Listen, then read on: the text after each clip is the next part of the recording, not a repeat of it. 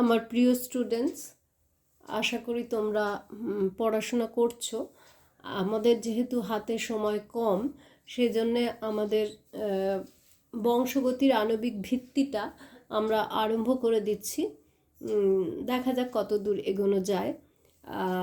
Genetic বস্তুর সংজ্ঞা: কোষের মধ্যে অবস্থানকারী যে জটিল জৈব বস্তু জিন বহন করে, অর্থাৎ জীবের চারিত্রিক বৈশিষ্ট্যগুলো বংশ পরম্পরায় বহন করে এবং তার প্রকাশ ঘটায়, তাকেই বলা হচ্ছে জেনেটিক বস্তু। অর্থাৎ জেনেটিক বস্তু আমাদের বৈশিষ্ট্যগুলো বাবা মা থেকে অপত্য বংশে নিয়ে যায় এবং তাদের চারিত্রিক বৈশিষ্ট্যগুলোকে নিয়ন্ত্রণ করে। জেনেটিক বস্তুর প্রয়োজনীয় বৈশিষ্ট্য হচ্ছে এরা স্ব-অনুঘটন ধর্ম, অর্থাৎ এরা নিজেই একটা ডিএনএ বা একটা জেনেটিক বস্তু আর একটা জেনেটিক বস্তু তৈরি করতে পারে। অর্থাৎ ডিএনএ থেকে আর একটি ডিএনএ অণু গঠন হয় এবং ভিন্ন অনুঘটন ধর্ম, অর্থাৎ একটা ডিএনএ থেকে আরেকটি আরএনএ সৃষ্টি হতে পারে। এবং এরপর হচ্ছে স্থিরতা। স্থিরতা হচ্ছে স্টেবিলিটি, অর্থাৎ এরা সুস্থিরভাবে জৈব বার্তা বংশ পরম্পরায় বহন করে নিয়ে যায় এবং সেই জৈব বার্তাটি সম্পূর্ণ সঠিক থাকে। অর্থাৎ মা বাবার গুণটি বাবা মা থেকে ছেলে মেয়ের মধ্যে সঠিক মাত্রায় এবং সঠিকভাবে প্রবেশ করে। যদিও সুস্থির অবস্থা থাকে, তবুও এদের মধ্যে মিউটেশন দেখা যায়, পুনঃসংযুতি বা রিকম্বিনেশন হয় এবং তার জন্যে জিন মিউটেশনের ফলে নতুন গুণের সৃষ্টি হয়। এই জিন বা জেনেটিক বস্তু কোষের যাবতীয় জৈব, রাসায়নিক, শারীরবৃত্তীয় এবং অন্যান্য কাজ নিয়ন্ত্রণের ক্ষমতা রাখে। বহুকোষী জীবের সব দেহাংশে একই পরিমাণ জেনেটিক বস্তু থাকে, মানে প্রতিটা কোষে একই পরিমাণ জেনেটিক বস্তু থাকে। এরপর আমরা আসব বাহ্যিক প্রকাশের সময়।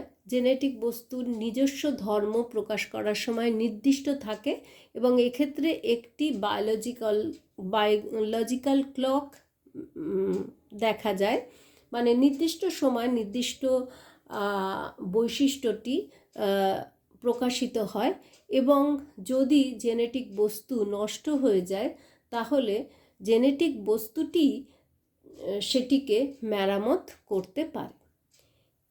এবার জেনেটিক বস্তু হিসেবে ডিএনএর পরীক্ষালব্ধ প্রমাণ বিভিন্নভাবে পরীক্ষা হয়।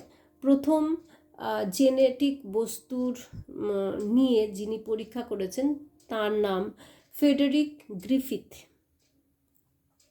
ফ্রেডেরিক গ্রিফিথ ডিএনএকে জেনেটিক বস্তু বলা হয় সেটি কনফার্ম করে বলতে পারেননি, কিন্তু তিনি প্রমাণ করে দেখিয়েছিলেন যে এমন একটি সক্রিয় বস্তু আছে যে সক্রিয় বস্তু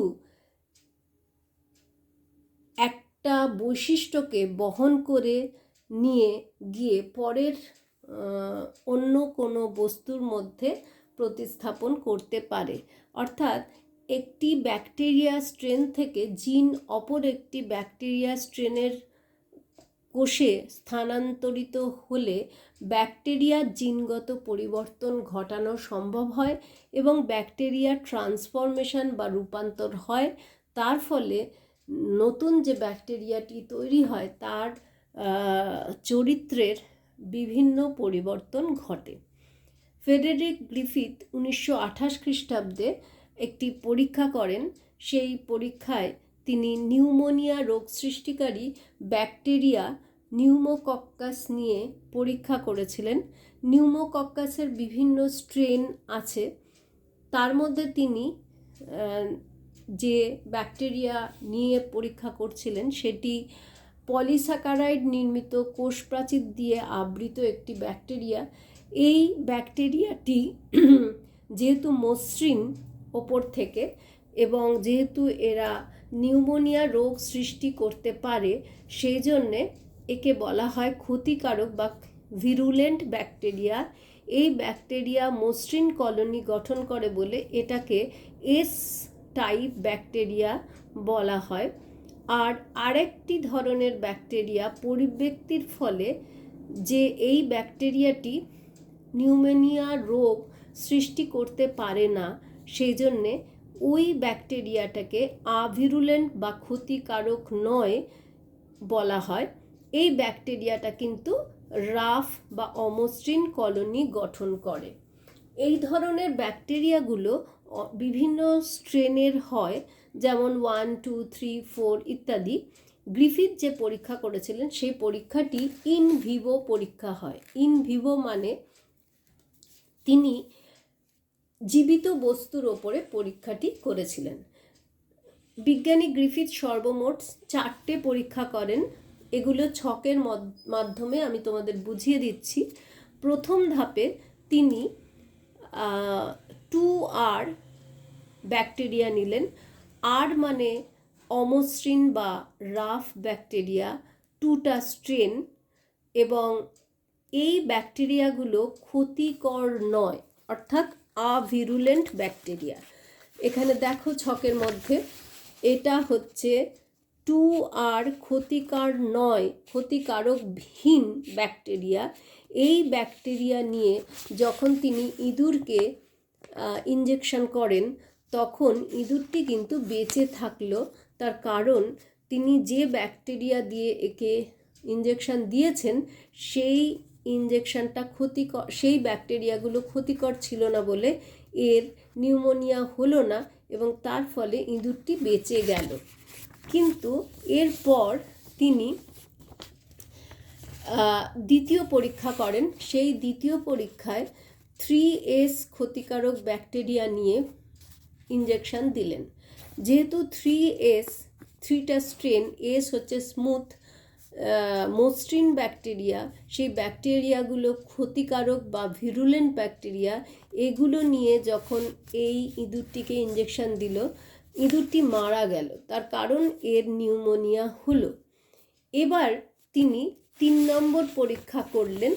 এই 3 নম্বর পরীক্ষাতে তিনি করলেন 3S ব্যাকটেরিয়া নিলেন, যে ব্যাকটেরিয়াটা ক্ষতিকারক ব্যাকটেরিয়া।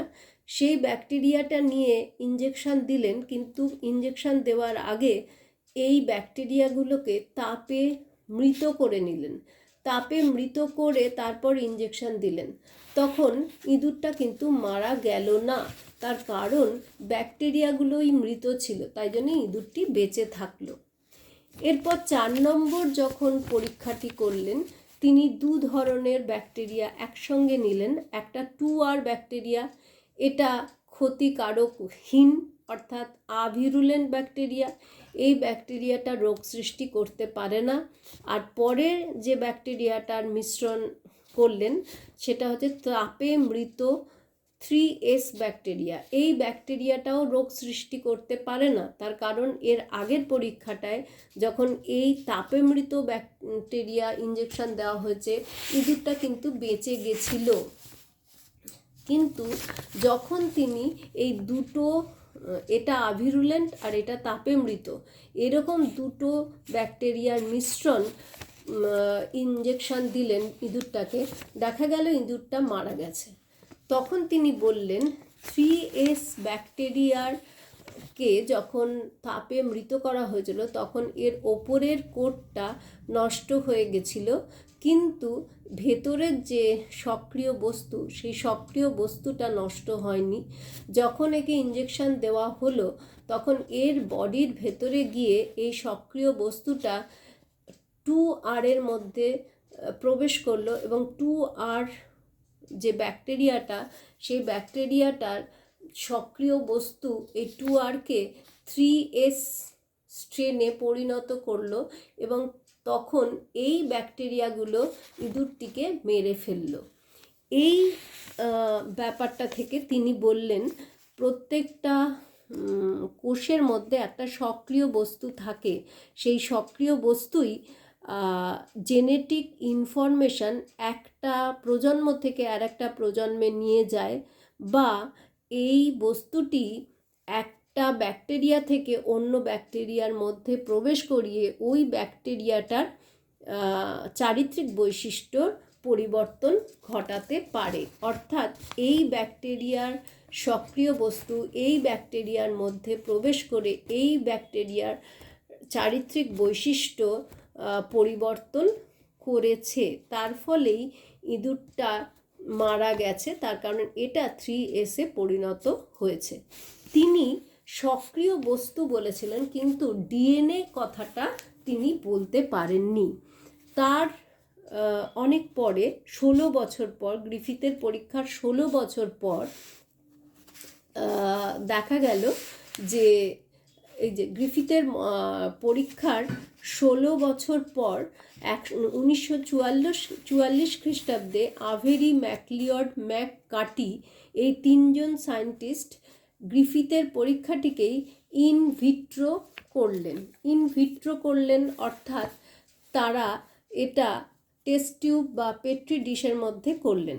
টেস্ট টিউব বা পেট্রি ডিশের মধ্যে তারা কি করলেন না, এই প্রথমে একটা পরীক্ষার মাধ্যমে 2R ব্যাকটেরিয়া অর্থাৎ ক্ষতিকর বিহীন ব্যাকটেরিয়াটিকে পেট্রি ডিশে কালচার মিডিয়াতে নিয়ে তিনি বড় করলেন, 2R কলোনি পাওয়া গেল। এরপর দ্বিতীয় পরীক্ষায় তিনি করলেন 3S তাপে মৃত ভিরুলেন্ট বা ক্ষতিকর ব্যাকটেরিয়াকে নিয়ে পেট্রি ডিশে নিলেন, কালচার মিডিয়াতে রাখলেন। এখানে কিন্তু কোনো কলোনি পাওয়া গেল না। অর্থাৎ 3Sকে যখন তাপ দেওয়া হয়েছে তখন 3S মরে গেছে, তাই জন্য এখানে কোনো কলোনি তৈরি হলো না। এবার তৃতীয় পরীক্ষায় তিনি ঠিক গ্রিফিথের মতোই তাপে মৃত S ব্যাকটেরিয়া নিলেন এবং 2R ব্যাকটেরিয়া নিলেন। এই 2R ব্যাকটেরিয়াটা জীবিত ব্যাকটেরিয়া, 3S ব্যাকটেরিয়াটা মৃত ব্যাকটেরিয়া, এই দুটো ব্যাকটেরিয়াকে একসঙ্গে নিয়ে তিনি সিরামের মধ্যে পেট্রি ডিশে কালচার করলেন। দেখা গেল এখানে 3S কলোনি পাওয়া গেছে। তাহলে 3S কলোনি পাওয়া যাওয়ার কথা ছিল কি? এখানে তো তাপে মৃত 3S নেওয়া হয়েছে, তাপে মৃত যখন 3S নেওয়া হয়েছে এখানে কোনো তৈরি হয়নি, কিন্তু এখানে তৈরি হলো। কেন হলো? তখন তারা বললেন যে 3S ব্যাকটেরিয়ার মধ্যে যে সক্রিয় বস্তু আছে সেই সক্রিয় বস্তু সিরামের মাধ্যমে 2R এর মধ্যে ট্রান্সফার হয়েছে এবং ট্রান্সফার হওয়ার ফলে 2R ব্যাকটেরিয়াগুলো 3S ব্যাকটেরিয়াতে ট্রান্সফার হয়েছে, রূপান্তরিত হয়েছে। তার ফলে এই 3S ব্যাকটেরিয়াগুলো এখানে কলোনি সৃষ্টি করেছে এবং ঠিক এইভাবে গ্রিফিথের পরীক্ষার সময় এই 3S ব্যাকটেরিয়াটা ইঁদুরটিকে মেরে ফেলেছে। এই পরীক্ষার পর তারা একটা আলাদা পরীক্ষা করলেন। সেই পরীক্ষায় তারা প্রমাণ করলেন ডিএনএই হচ্ছে জেনেটিক বস্তু। গ্রিফিথ যেটা বলেছিলেন যে ডিএনএই যে জেনেটিক বস্তু, সেটা উনি বলেননি। তিনিই বলেছিলেন কোষের মধ্যে একটা সক্রিয় বস্তু থাকে, সেই সক্রিয় বস্তুই বৈশিষ্ট্যগুলোকে একটা জনন থেকে পরবর্তী জনুতে নিয়ে যায়। কিন্তু এরা প্রমাণ করলেন ডিএনএই হচ্ছে জেনেটিক বস্তু। তার জন্যে তারা একটা পরীক্ষা করলেন। সেই পরীক্ষাটা এইভাবে করলেন, ইনভিট্রোই পরীক্ষা করলেন। তারা দেখালেন তাপে মৃত 3S ব্যাকটেরিয়া, 2R ব্যাকটেরিয়াটা হচ্ছে ক্ষতিকর নয় ব্যাকটেরিয়া, মানে আভিরুলেন্ট বা ক্ষতিকারক বিহীন ব্যাকটেরিয়া। তাপে মৃত 3Sটা হচ্ছে ক্ষতিকর, কিন্তু তাকে মৃত করে নিয়ে তার সঙ্গে সিরাম দিয়ে পেট্রি ডিশে নিলেন এবং রাইবোনিউক্লিয়েজ উৎসেচক দিলেন। রাইবো নিউক্লিয়াস উৎসেচক, এর মধ্যে রাইবো নিউক্লিওটাইড থাকলে সেটাকে মেরে ফেলবে এবং সেটা কালচার মিডিয়াতে বড় হতে পারবে না। কিন্তু দেখা গেল এখানে 3S ব্যাকটেরিয়ার কলোনি দেখা যাচ্ছে, তার মানে ওই কোষের মধ্যে রাইবো নিউক্লিক অ্যাসিড ছিল না, এমন কিছু ছিল যার জন্যে এখানে 3S ব্যাকটেরিয়া কলোনি তৈরি করেছে। তার কারণ হচ্ছে 3S ব্যাকটেরিয়ার মধ্যে যে বস্তুটি ছিল সেটা 2R ব্যাকটেরিয়ার মধ্যে চলে গেছে, 2R ব্যাকটেরিয়াটা রূপান্তরিত হয়ে এটা কলোনি তৈরি করেছে। কিন্তু এখানে এটা প্রমাণিত যে রাইবো নিউক্লিয়েজ উৎসেচক থাকা সত্ত্বেও এখানে 3S তৈরি হয়েছে, তার মানে এখানে রাইবো নিউক্লিওটাইড কিন্তু এখানে ছিল না। যদি থাকতো রাইবো নিউক্লিয়েজ এনজাইম বা উৎসেচক ওই আরএনএকে নষ্ট করে ফেলতো। এর পরের পেট্রি ডিশে তারা রাখলেন 2R ব্যাকটেরিয়া, তাপে মৃত 3S ব্যাকটেরিয়া ঠিক আগের মতোই, এবং সিরাম এবং প্রোটিয়েজ। এখনও দেখলেন 3S ব্যাকটেরিয়ার কলোনি তৈরি হলো, তার মানে ওই সক্রিয় বস্তুটা নিশ্চয়ই প্রোটিন ছিল না। যদি প্রোটিন থাকতো তাহলে প্রোটিয়েজ ওই প্রোটিনকে নষ্ট করে দিত এবং এখানে 3S ব্যাকটেরিয়া কলোনি তৈরি হতে পারত না। এবং থার্ড যেটা পরীক্ষা করলেন সেটা হচ্ছে 2R ব্যাকটেরিয়া নিলেন, 3S তাপে মৃত ব্যাকটেরিয়া নিলেন, সিরাম নিলেন এবং ডিঅক্সিরাইবোজ নিউক্লিয়েজ নিলেন, রাইবো নিউক্লিয়েজ এনজাইম নিলেন। তারপর দেখা গেল এখানে কিন্তু কোনো কলোনি তৈরি হলো না। তখন তারা বললেন যে ডিএনএই হচ্ছে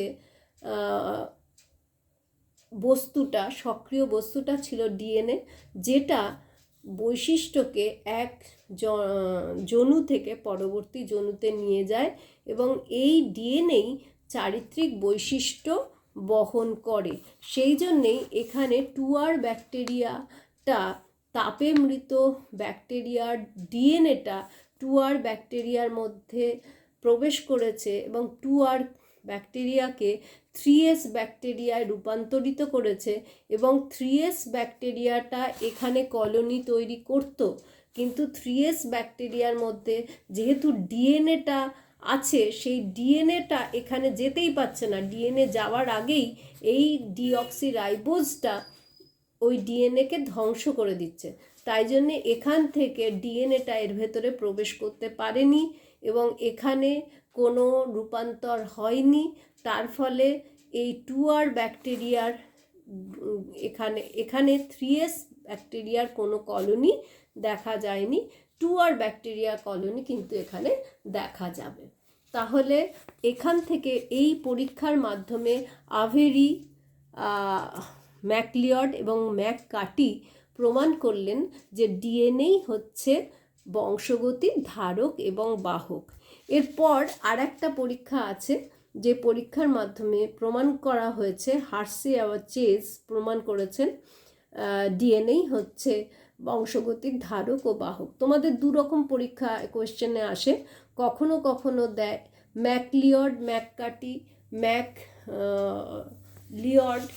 এই আভেরি, ম্যাকলিয়ড এবং ম্যাককার্টির ডিএনএ সম্পর্কিত পরীক্ষাটি দেখাও, বা ডিএনএ যে বংশগতির ধারক ও বাহক সেটা প্রমাণ করো, কিংবা গ্রিফিথের পরীক্ষাটি লেখো।